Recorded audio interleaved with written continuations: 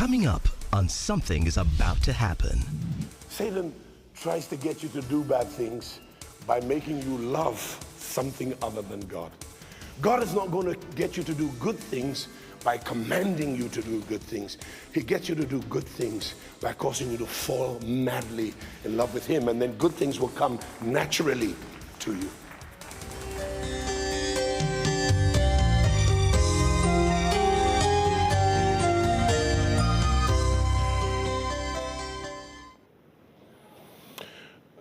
Appreciating then that the root is always different from the fruit, and there can be no fruit unless there is first a root. So what is in the basement of all evil? What's in the base? What's in the foundation of all evil? What is it that produces all evil or all kinds of evil? Because the fruit springs from the root. And I say this with clarity this morning, that until you see and hate and understand what the root of all evil is, you will inadvertently diminish the glory of God in your understanding, in your life, and in your environment. You will ultimately diminish the supreme majesty of God over all other things in your life. You will ultimately diminish the victory of Christ's triumph in the cross of Calvary. So the root of all evil, I will reiterate to you, is to lose your appetite for God. The root of all evil is to lose your taste, your passion for God.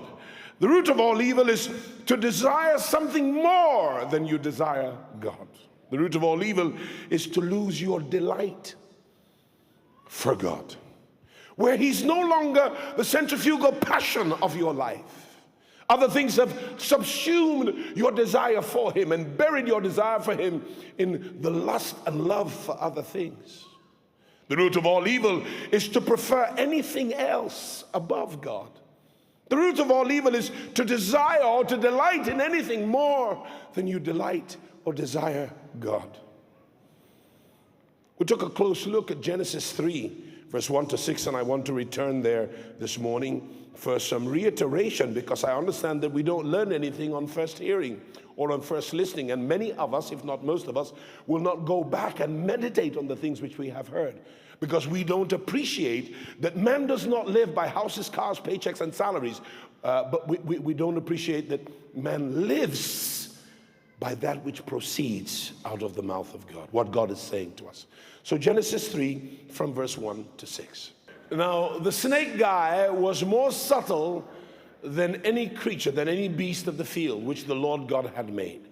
And he said unto the woman, his objective is to cast doubt, yes, has God said, you shall not eat of the tree of the garden? And the woman said unto the serpent, this is her mistake. She should never have spoken to him, other than to say, get out of my sight. And the woman said unto the serpent, we may eat of the fruit of the trees of the garden. In other words, God has given us all things to enjoy. Everything is ours, except for the fruit of the tree which is in the midst of the garden. God has said concerning that tree, you shall not eat of it, neither shall you touch it, lest you die. And death is the ultimate punishment. And death means separation from the glory of God. And even though they were separated from the glory, it did not mean that the physical body would die immediately. It wouldn't die for nearly 1,000 years. But to be lost from God is the greatest punishment any man can have. And the serpent said unto the woman, now he's calling God a liar. This is the liar of all liars, calling the truth of all truth a liar. And his intention is to rob the woman and her husband of their passion for God, their desire for God. And the serpent said unto the woman, you will not surely die. He's cast doubt in her mind, and he proceeds further from there. And he says, you will not surely die, for God does know that in the day you eat thereof, your eyes will be opened. He's using seduction for something that pretends to be better than God and better than what God gives. And you shall be as gods, knowing good and evil. She's enticed, she's enchanted. And when the woman saw that the tree was good for food, that's the lust of the eyes, the lust of the flesh, and that it was pleasant to the eyes, that's the lust of the eyes, and a tree to be desired to make one wise, she took of the fruit thereof and did eat, and gave also unto her husband. Look at the Negro. He was with her all the time. In fact, he was the head of the classroom of earthlings. And he didn't say a mumbling word all through the discourse. He just ate. Because as Snake Guy was talking to her, he was listening and seeing what Snake Guy was saying. He didn't resist her. He didn't resist him. He ate with her. And he did eat. What are we dealing with here? Was it the eating of the fruit that is the root of all evil? No. What is the root of all evil is where the fruit of all evil springs from. Where did it spring from? They lost their desire and delight in God. They lost it. When did they lose it? The moment she started to doubt that God was true, and consequent on that, she began to doubt that God was gracious to them, and she began to believe that God has all this exciting stuff, but he's trying to withhold it from them, doesn't want them to have it. And so she deems him wicked, untruthful, and a liar. And as a result of losing her desire for him and delight in him, she's looking for something else that will delight her. And the enemy has made a proposition of something that will delight her. My friends, cars, houses, money, a good spouse, great children, honor, fulfillment, they are all good things. And they are given by God, but the moment you desire them and esteem them more than God, you have lost your desire for God. And you are on the borders, if not in the ensconce of idolatry. And it is from this basement that all the fruit of evil issues forth like a fountain. If you get this right, you will be able to deal with the fruit of evil because you have cut out the root of all evil. And I want to be at a place of depth with you in your understanding and how you process your thoughts about God. I want to go somewhere with you. So the suggestion of the enemy is that it is not going to kill you, God is lying to you. And number two, if you eat, your eyes will be open and you will become as God, knowing good and evil. And what was the result? She saw that what was evil was good. But this good that she sees, God is withholding it from her. As a result, in her mind, God is evil. God is not good. God is a mean guy. And she sees this delicious proposition as wonderful, whereas God had told her it will kill you. And she sees the propositioner as a good guy, somebody to be believed. And she has switched from desiring God to listening to the enemy, from desiring the things of God and God who gives his things to desiring the things that are not for her to enjoy. Secondly, it's delightful to her eyes. Delicious as a proposition to enjoy, delightful to the eyes, and then desirable to make her wise, knowing, knowledgeable, all-knowing. Delicious, delightful, desirable, but denied. And they did eat. What does this mean? They're saying by their actions, we will not be denied what we desire more than we desire God. In other words, when we desire something other than God, we will not be denied it. Make no mistakes about it. Eating the forbidden fruit is not the root of all evil. The root of all evil is that Adam and Eve desired the fruit. They desired, that's the key word, desired the fruit that was forbidden more than they desired God. And anything you desire, you will believe. Anything you desire, you are likely to trust and repose a lot of confidence in. Eating the forbidden fruit was not the root, because they had already lost their taste for God, their appetite for God, their desire for God, their passion for God, their delight in God, long before they ever ate the fruit. They lost the glory, the supreme majesty of God as the attendant atmosphere and person around and in their lives.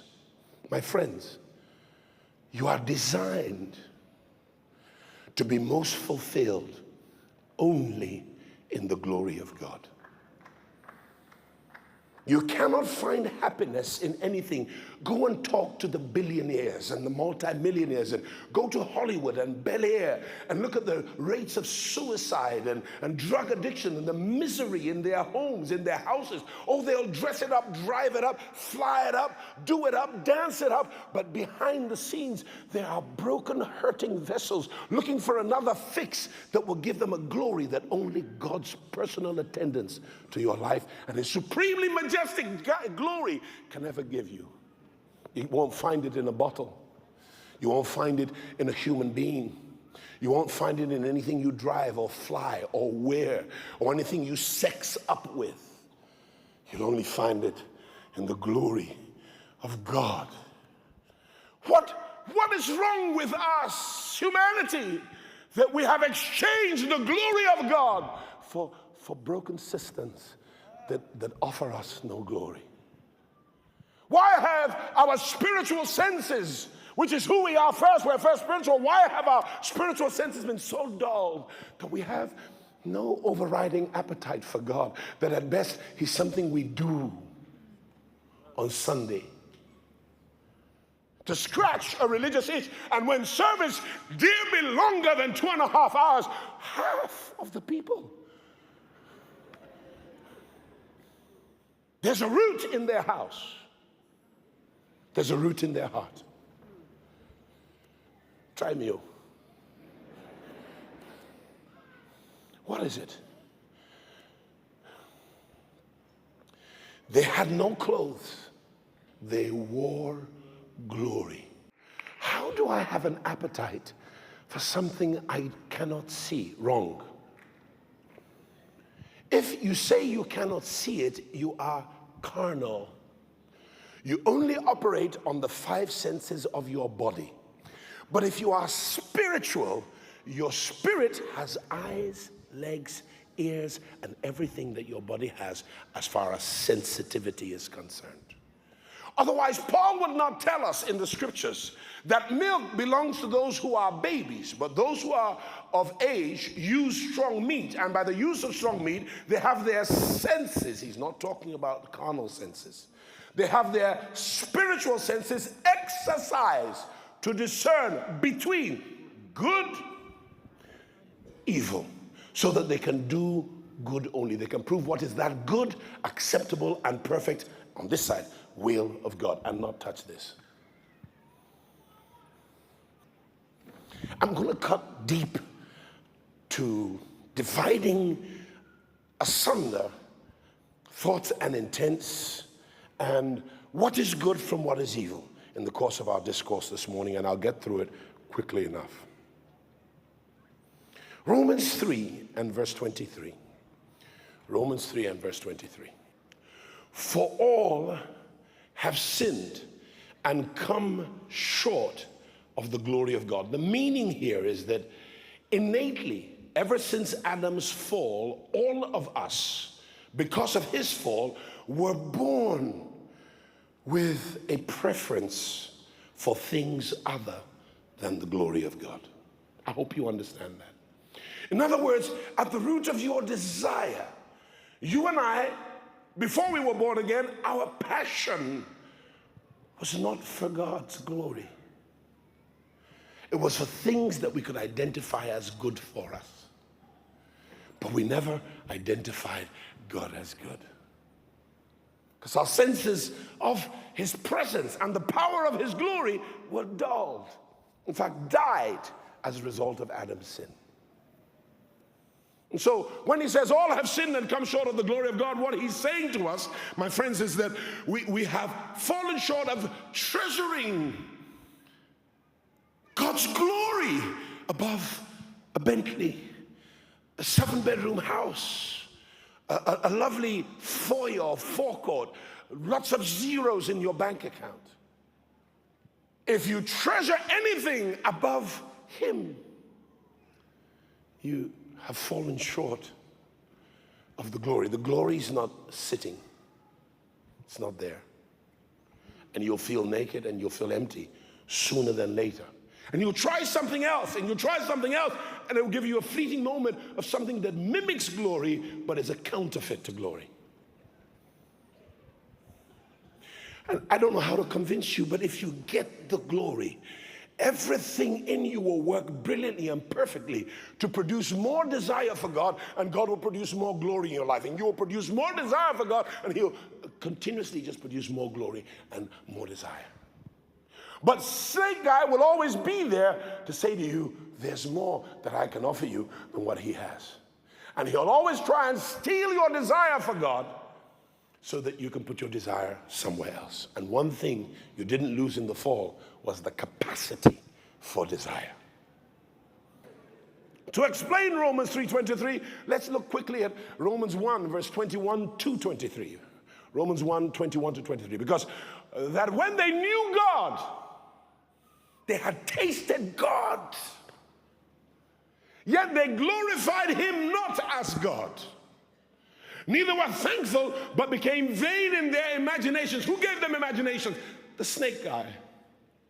And as a result of listening to the snake guy, their heart, the heart, that with which you express desire and passion, their heart was darkened. It was dulled. Their sensitivity to God was dulled. Because that when they knew God, they glorified him not as God, and neither were thankful, but became vain in their imaginations, and their foolish heart was darkened. Verse 22, professing themselves to be wise by obeying Satan, by desiring something other than God, by preferring something other than God's glory, they became fools. Verse 23, and they exchanged the glory of the incorruptible God into an image made like corruptible man, and to birds, Rolls Royce, BMW, Mercedes Benz, big house, 10 zeros in the bank account. Now there's nothing wrong with those things, except when they steal your desire for God, and you now prefer them over God. Are we there? Yes, sir. Simple enough. Ask your neighbor, what is your greatest love? Is it Atinuke? Or Momi? Or should I say Janet? Oh, Pastor, he's so handsome, he's to die for. And you just leave God, Bible, church, everything. In Romans 1, the root of all evil is falling short of desiring, like treasure, the glory of God.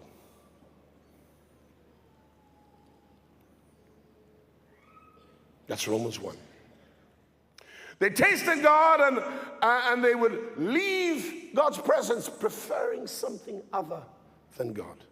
In Genesis 3, the root of all evil is the loss of desire for God and his glory as the one who is all and who gives all to you. My friends, let me underscore this, flourish you like this. The greatness of God's glory is never magnified by the keeping of commandments. You cannot reduce magnifying God's glory to deeds of righteousness. It is the passion for the glory that produces the deeds of righteousness. But the deeds of righteousness in and of themselves without a passion for God can never magnify God's glory. They won't produce his glory. By the deeds of the law, no man is justified. The case in point is clear that you can keep commandments and still love things more than you love God. The rich young ruler is the case in point. He kept all the commandments from his youth up, but he still recognized, I don't have the glory, I don't have the kingdom of God. Good master, what shall I do if I'm to inherit the kingdom? He said, go and sell all that you have. And the man left sorry. Why was he sorry? Because he had things? No, because the things he had him. And he worshiped them more than he worshiped God. And he placated his conscience by doing good deeds, but never did God. You get it?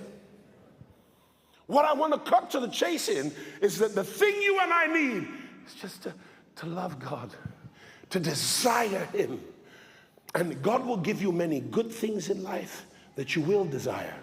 And he says, now when I give them to you, make sure you desire me more than you desire them, because I am better than all the things I give you. The manufacturer is always better than the manufactured. If I can give you something, don't love the thing I give you more than the one who gives it to you. You hear what I'm saying to you? If I could produce that, I can produce much more. And I'm just testing you with a little. And if you love the little I give you that is much to you more than you love me, then you're not worthy of me. So I'm not going to commit the true weight of my glory to you, which is truly infinite, never ending, always increasing. So that if you hook up with me correctly from a passionate heart, your life will always be on the upsurge. And if you appreciate that I am always better than what I give you, God says, then I can keep giving to you. Knowing that it won't take you away from me and Satan won't be able to use it to rob me of your desire for me. And I don't need your desire for me egotistically. I'm not trying to be better. I'm already the best. I'm greater than the greatest, God says. It's so that I can bring you to me and give you more of what I have and cause you to just love being in my presence, and as a result, sanctify you to be holy. Holiness is not a big chore. It's not even really a difficult thing if you love God with all of your heart. Satan tries to get you to do bad things by making you love something other than God. God is not going to get you to do good things by commanding you to do good things. He gets you to do good things by causing you to fall madly in love with him, and then good things will come naturally to you. You get it?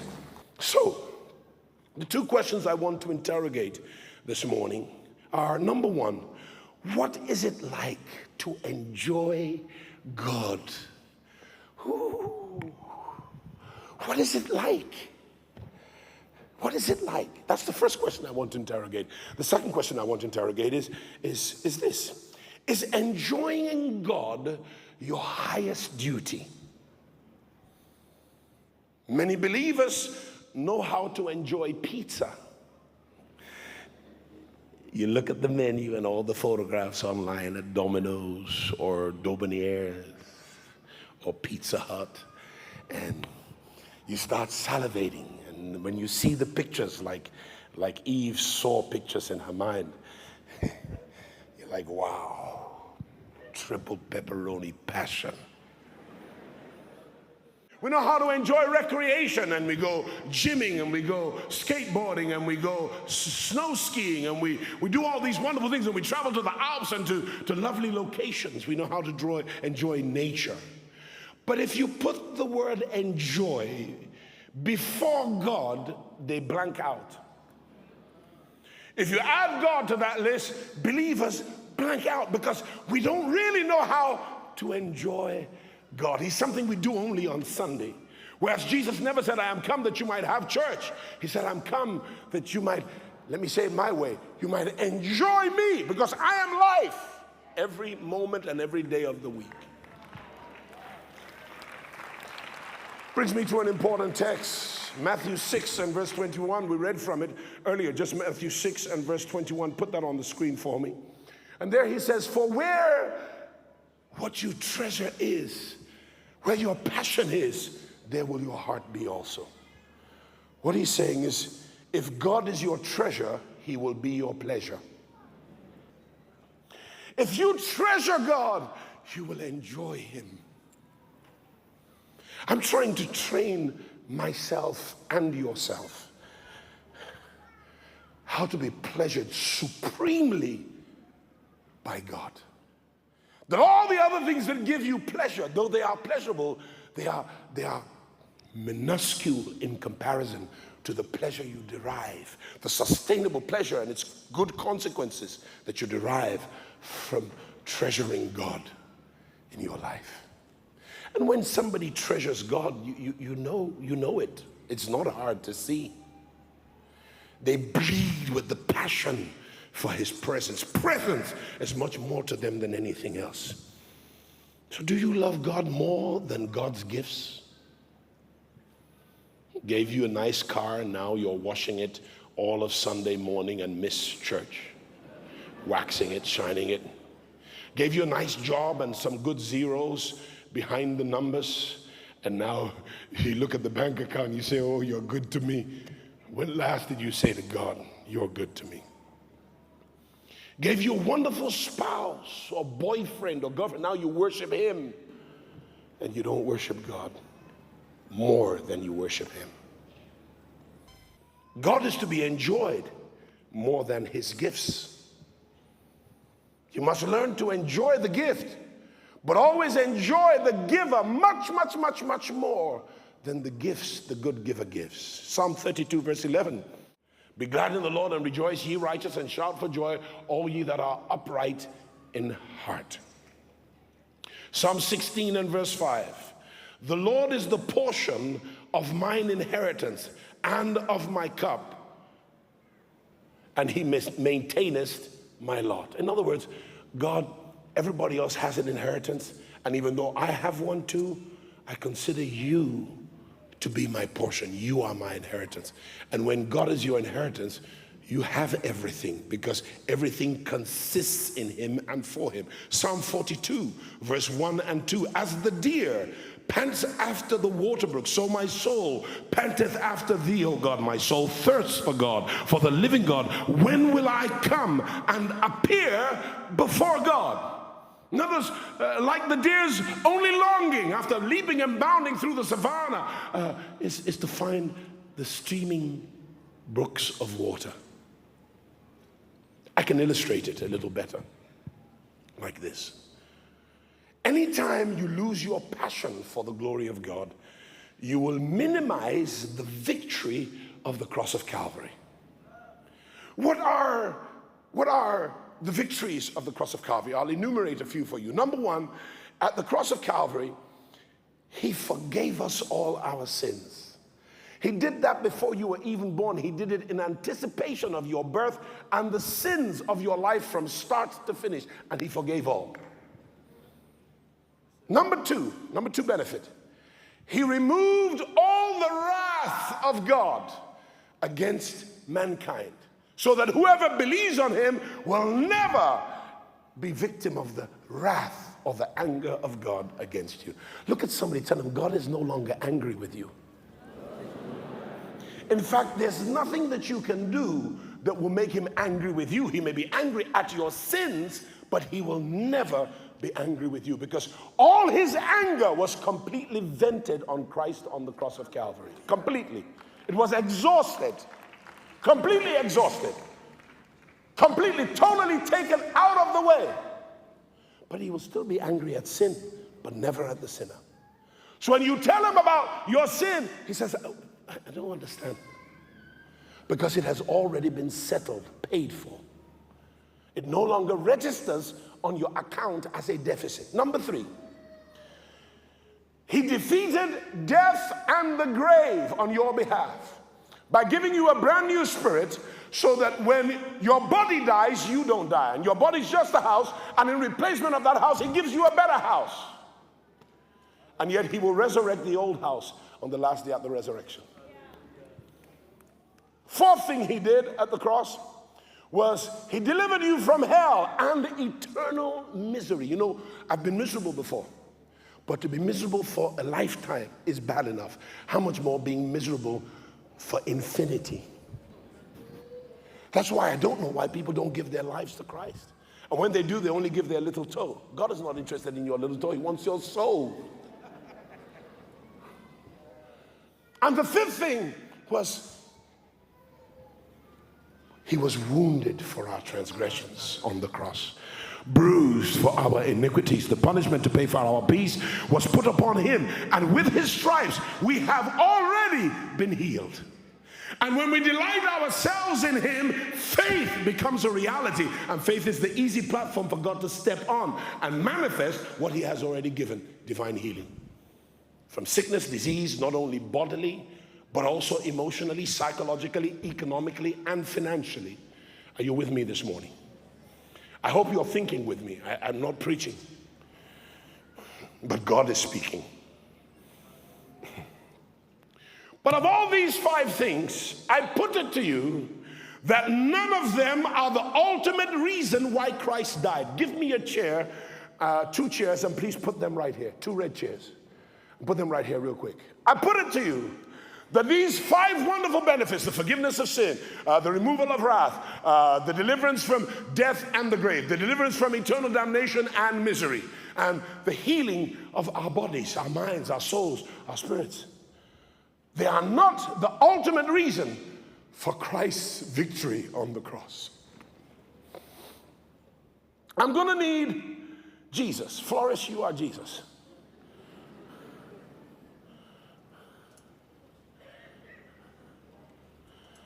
That guy right there, the guy leaning, yeah, right there, that's you.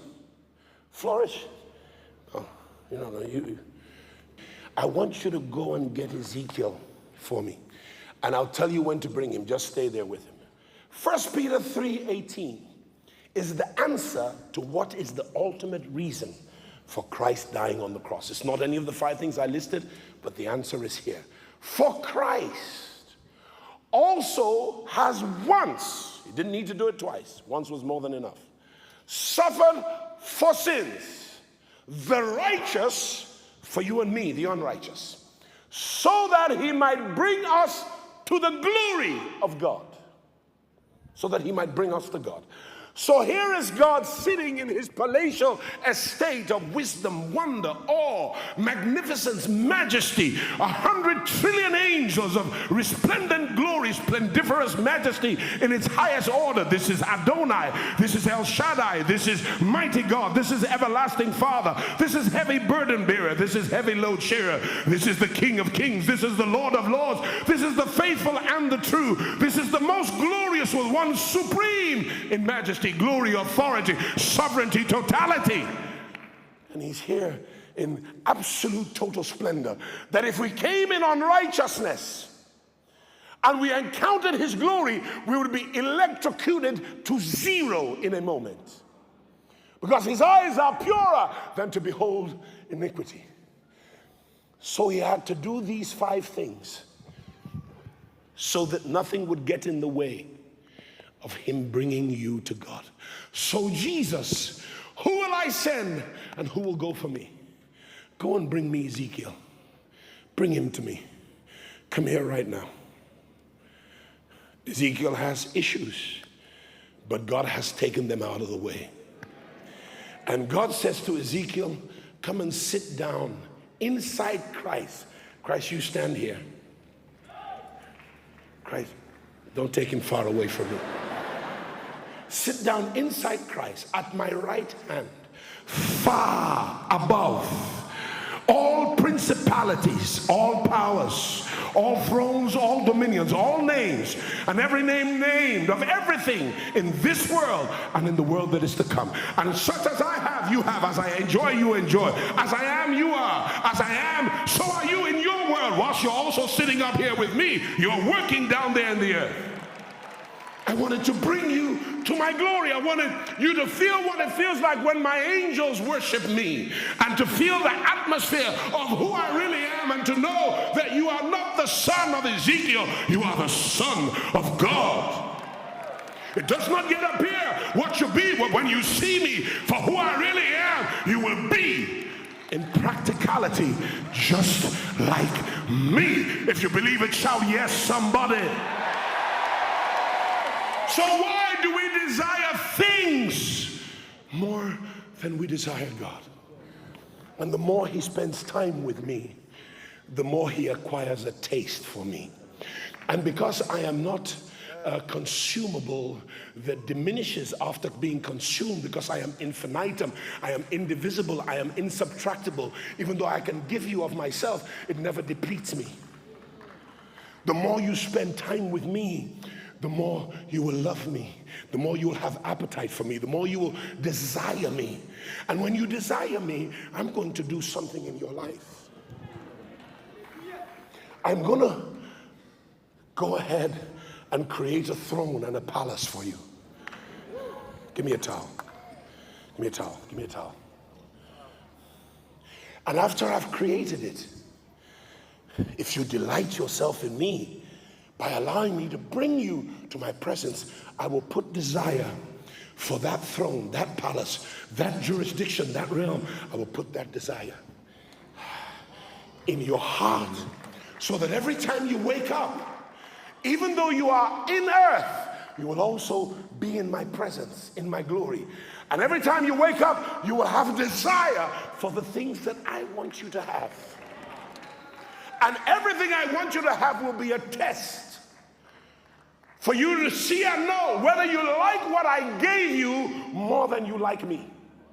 Whether you desire what I gave you more than you desire me. Whether you have more passion for it than you have for me. And if I can get you to taste my presence and my glory and spend more time there and be more focused there, I can be confident that no matter what good things, what great things, what majestic things I give you, they will never rob your heart of your passion for me, because you will always esteem me more than the stuff I give you. That's why the rich young ruler was asked to part with his riches, because his riches in his passion were more esteemed than God. His senses were dulled for God. But now he has desire in his heart. And he's a prince. He's not only a prince of God, he's Joseph, the prince of Israel, soon to become the prince of Egypt. And he's been given a desire to become the prince of Egypt. They strip him of everything he has: family, his coat, his paternity, his maternity, his siblings, the love of a household. They strip him of shelter, of refuge, and they put him in a pit. They plan to kill him. Somehow he's delivered from that, because God has a purpose for him. He's sold as a slave. They've now stolen his dignity. He's carted off by the Midianites to the palace of Pharaoh. He gets there, and somehow, because God never gives you a desire for something he will not fulfill, the right man bought him. And Joseph got reprieve, and he started growing again. He got another coat. It was a nice coat. It kept him warm, made him feel important, made him feel fulfilled. And then, you know, when you get a good coat, somebody's going to like you. And she said, lie with me, lie with me. For 2 years, she was saying, lie with me. You must be another kind of guy if the sweetest chick in town is saying, lie with me for 2 years, and you refuse to lie with her. Come on, let's clap for Joseph. Let's give Joseph some applause. And one day, she did like Eve and said, I will not be denied. You will lie with me. She took his coat and then said, rape. He left the coat. She went after him, grabbed him by the coat, but he slipped out of the coat and ran.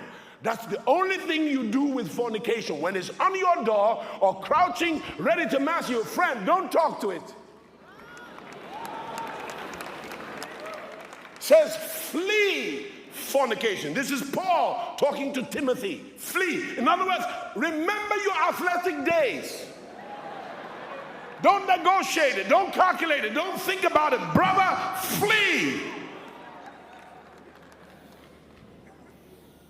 And she will like you for it better. Because it's in the madness of the moment that you both desire to gratify your flesh when you are not yet married. And she'll like you for it. She will say, this man respects my spirit, he respects my soul, he respects my body. That means in marriage, he is not likely to cheat on me.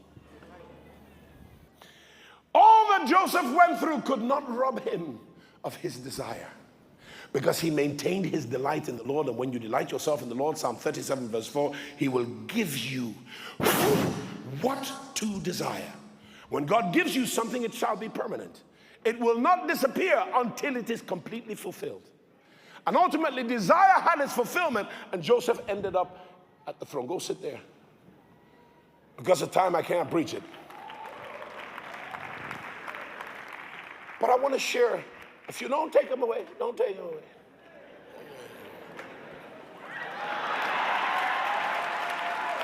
Yeah. Enjoy it.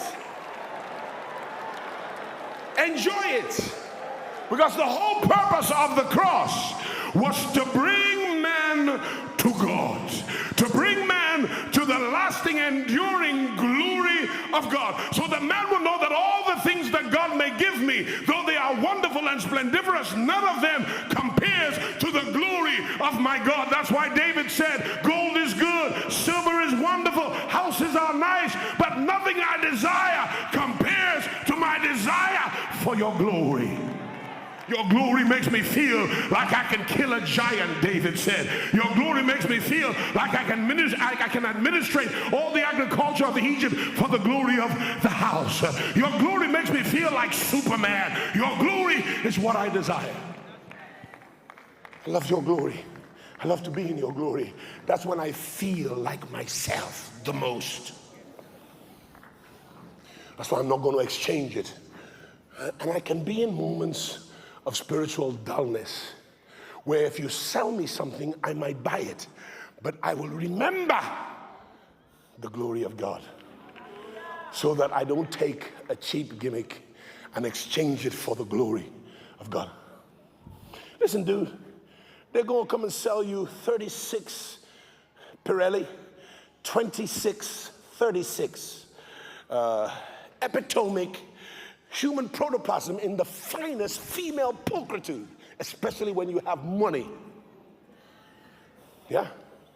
You have to be able to look and say, you wonderful, but the glory of God, you don't compare to it.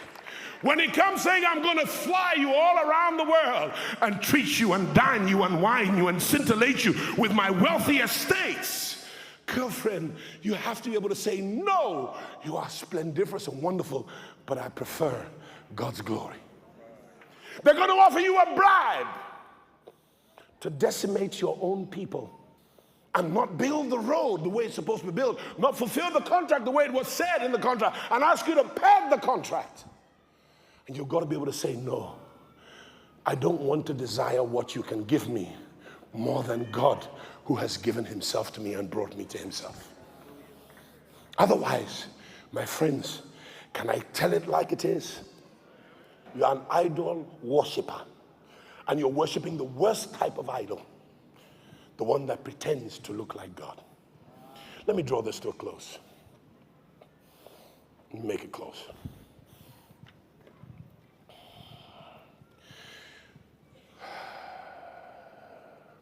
You know, God gives wonderful things. He gives really wonderful things. He gives some really wonderful. Look at what he gave me to be the chief houseboy of. Look at the wonderful people that he allows me to serve. He gives wonderful things. Look at the beautiful wife, tenacious, enduring, industrious, caring, sensitive, kind, doting, loving, consummately passionate about God. Or he gives you trusted men and women to serve with you in the house of the Lord, so that betrayal and treachery are far from your house. He gives you all these lovely things. And it is the fact that he gives good things to you that tells you how good he is. And whenever he gives you good things, he does so because he is advertising himself to you as the good God.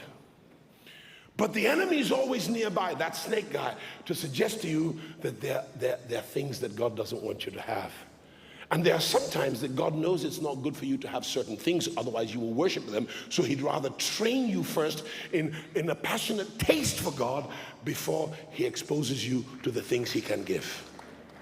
And the reason why some of us don't have all that we want is because God knows we're not yet ready for it, because we have not acquired a proprietor's taste for the ultimate glory of God. So if he gives us the glory of a thing, we will change the glory of God for the glory of the thing he gives us. So loving him is what supremely satisfies your soul.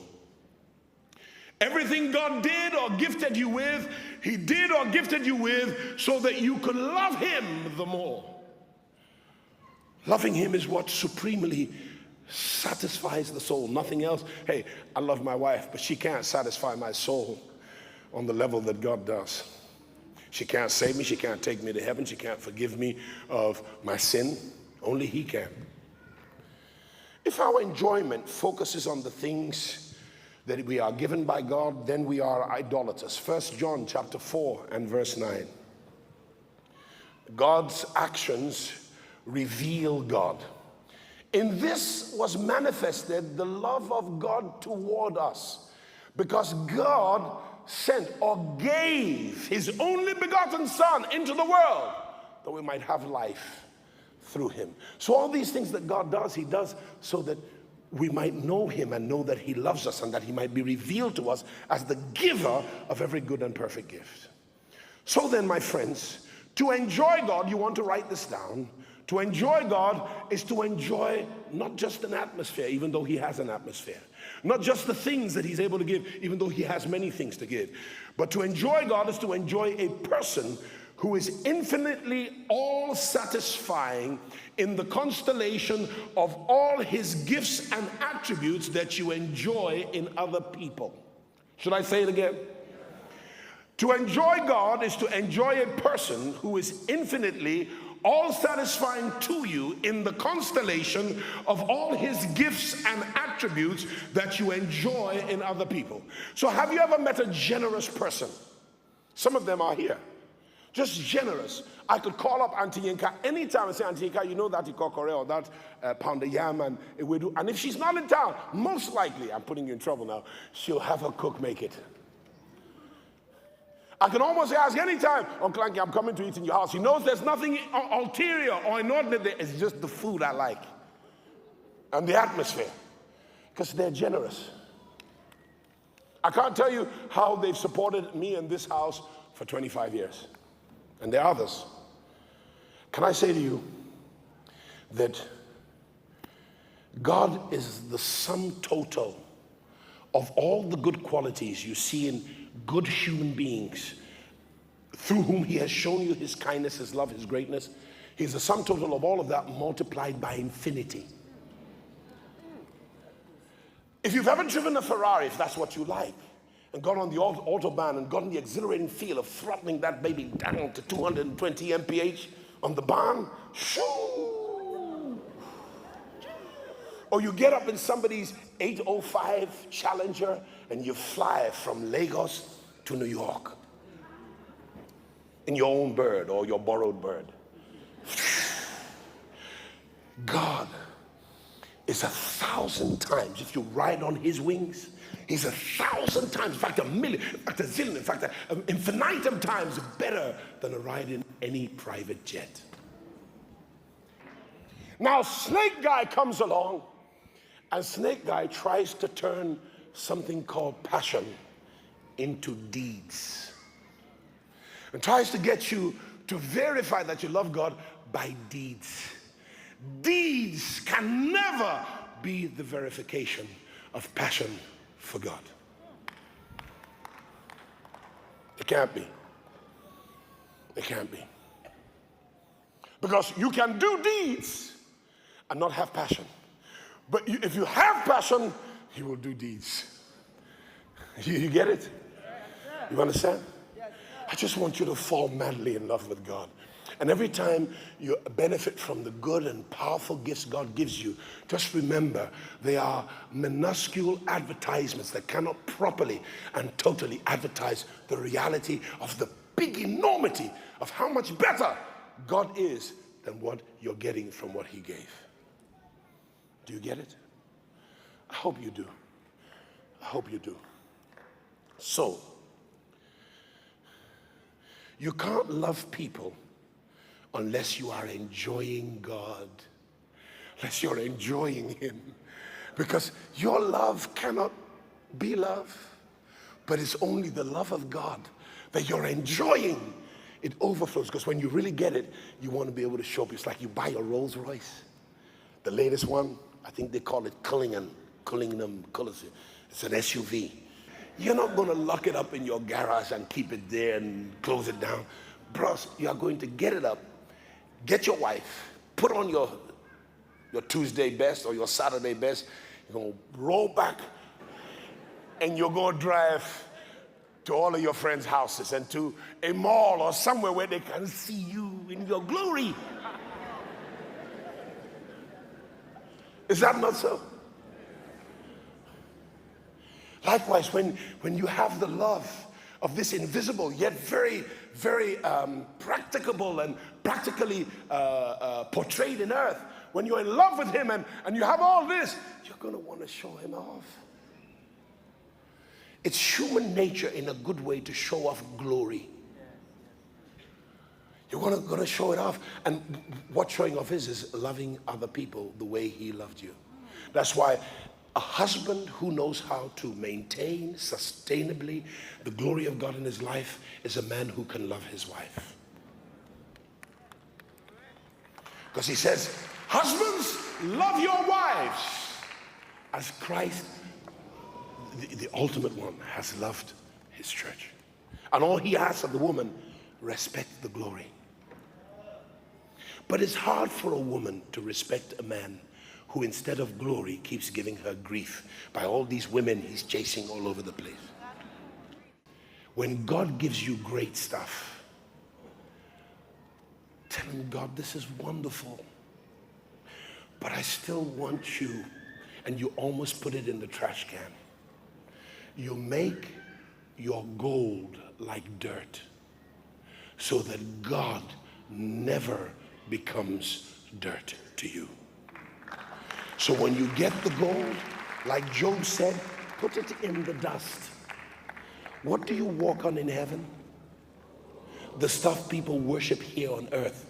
If you are a heavenly citizen, put your gold where it belongs and put God in the estimable place of most supreme, majestically treasurable. I am done.